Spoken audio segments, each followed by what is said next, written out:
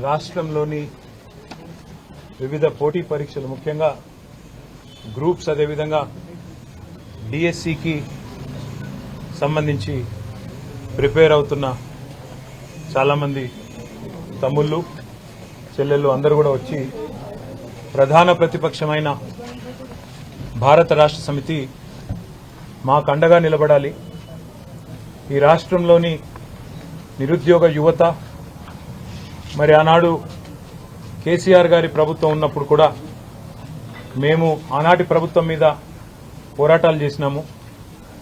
మీరు 9.5 సంవత్సరాల పాటు ఆనాడు జరిగిన ఉద్యోగ నియామకాల్లో పారదర్శకంగా చాలా పెద్ద ఎత్తున నియామకాలు జరిగినప్పటికీ అక్కడక్కడ చిన్న చిన్న పొరపాట్లు జరిగినప్పుడు మీ మీద కూడా పోరాడాము. అదేవిధంగా ఈరోజు ఇప్పుడున్న కాంగ్రెస్ ప్రభుత్వం ముఖ్యంగా మాకు ఎన్నో హామీలు ఇచ్చింది. ఆ హామీలు అమలు కావడం లేదు. కాబట్టి మీరు ప్రధాన ప్రతిపక్షంగా ప్రజల తరపున మా తరపున గొంతు విప్పండి, పోరాడండి అంటూ వారు అందరూ కూడా కలిసి వచ్చి వారి సమస్యలన్నీ కూడా వివరించి చెప్పడం జరిగింది. ప్రధానంగా వారు ఈరోజు లేవనెత్తిన అంశాల్లో కాంగ్రెస్ పార్టీ ఆనాడు ప్రతిపక్షంలో ఉన్నప్పుడు వార్షిక జాబ్ క్యాలెండర్ విడుదల చేస్తాము, ఒక పద్ధతి ప్రకారం రిక్రూట్మెంట్ చేస్తాము, ఏ నోటిఫికేషన్ ఏ రోజు వస్తుందో ముందే తారీఖుతో సహా తేదీతో సహా ప్రకటిస్తున్నామని చెప్పి పెద్ద ఎత్తున ఆనాడు పత్రికల్లోనే జాబ్ క్యాలెండర్ పేరిట అడ్వర్టైజ్మెంట్లు రిలీజ్ చేయడం జరిగింది. చాలా పెద్ద ఎత్తున తెలుగులో ఇంగ్లీష్లో అన్ని రకాలుగా వారు విడుదల చేశారు. అందులో వారు చెప్పిన దానిలో ముఖ్యంగా మరి గ్రూప్ 1 జూన్ 1 నాడే విడుదల చేస్తాము, ఫిబ్రవరి 1 నాడు విడుదల చేస్తాము. గ్రూప్ 2 మరి ఏప్రిల్ 1 విడుదల చేస్తాము నోటిఫికేషను. గ్రూప్ 3 జూన్ 1 విడుదల చేస్తాము. గ్రూప్ 4 కూడా June 1. Assistant executive, assistant engineer, PR, ఆర్ఎండ్బి, ఆర్డబ్ల్యూఎస్ అదేవిధంగా పబ్లిక్ హెల్త్ డిపార్ట్మెంట్ ఇవన్నీ కూడా మే 1 నాడు విడుదల చేస్తాము. అగ్రికల్చర్, హార్టికల్చర్, వెటర్నరీ పోస్టులకు సంబంధించి మే 1 నాడే జాబ్ క్యాలెండర్ విడుదల చేస్తాము, నోటిఫికేషన్ విడుదల చేస్తాము. Assistant motor vehicle inspectors, town planning officers, agriculture extension officers ఇవన్నింటికి సంబంధించి జూన్ 1 నాడు విడుదల చేస్తాము. Transport constables, excise constables, police constables సంబంధించి మార్చి 1 నాడు విడుదల చేస్తాము.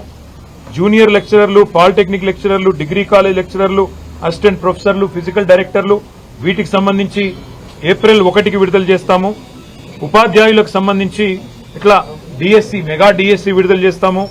అదేవిధంగా విలేజ్ రెవెన్యూ ఆఫీసర్స్, జీపీ సెక్రటరీలు, మండల స్థాయి సాంకేతిక సిబ్బందికి 1 జూన్ నాడు విడుదల చేస్తామని చెప్పి దాదాపు 10 నోటిఫికేషన్లు ఏవైతే ఇప్పటికే ఇవ్వాల్సి ఉండేనో అవి ఇవ్వకుండా ఇచ్చిన మాటలు నీటి మూటలు అని తేల్చేసిన వైనం మన కళ్ళ ముంగట కనబడతా ఉన్నది. అదేవిధంగా గ్రూప్ 2, గ్రూప్ 3 ఈ రెండింటికి సంబంధించి స్వయంగా ఈరోజు ముఖ్యమంత్రిగా ఉన్న రేవంత్ రెడ్డి గారు గ్రూప్ 2లో 2000 ఉద్యోగాలు పెంచుతాము, గ్రూప్ 3లో కూడా వేలాదిగా ఉద్యోగాలు పెంచుతాము. కేసీఆర్ గారు చేయలేదు, కేవలం 783 పోస్టులు పిలిచినాడు, నేను 2000 చేస్తానని చెప్పి రేవంత్ రెడ్డి గారు చెప్పారు. గ్రూప్ 3లో కూడా వేలాదిగా ఉద్యోగాల సంఖ్య పెంచుతా అన్నారు, ఏ ఒక్క మాట కూడా నిలుపుకోలేదు. అదేవిధంగా మెగా డిఎస్సీ అన్నారు, మొదటి కేబినెట్లోనే మెగా డిఎస్సీ ప్రకటిస్తామన్నారు. మరి ఇప్పటిదాకా ఈ ప్రభుత్వం వచ్చిన తర్వాత, కాంగ్రెస్ ప్రభుత్వం వచ్చిన తర్వాత 2 పనులు చేసినారు.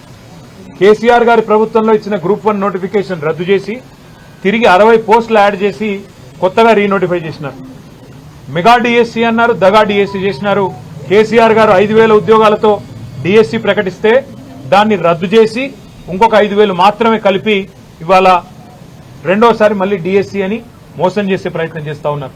ఇవాళ భారత రాష్ట్ర సమితి తరపున అదేవిధంగా ఇవాళ మమ్మల్ని కలిసిన ఈ పిల్లలందరి తరపున, తెలంగాణ యువత తరపున కాంగ్రెస్ ప్రభుత్వాన్ని అడిగేది ఒకటే, గ్రూప్ 2, గ్రూప్ 3 ఈ 2 కేటగిరీల్లో కూడా పోస్టులు పెంచుతామని చెప్పింది, సంఖ్యను పెంచుతామని చెప్పింది మీరే, మీ నాయకులే, మీ ఎమ్మెల్సీలు, మీ ఎమ్మెల్యేలు, మీ ముఖ్యమంత్రి మీరే చెప్పినారు.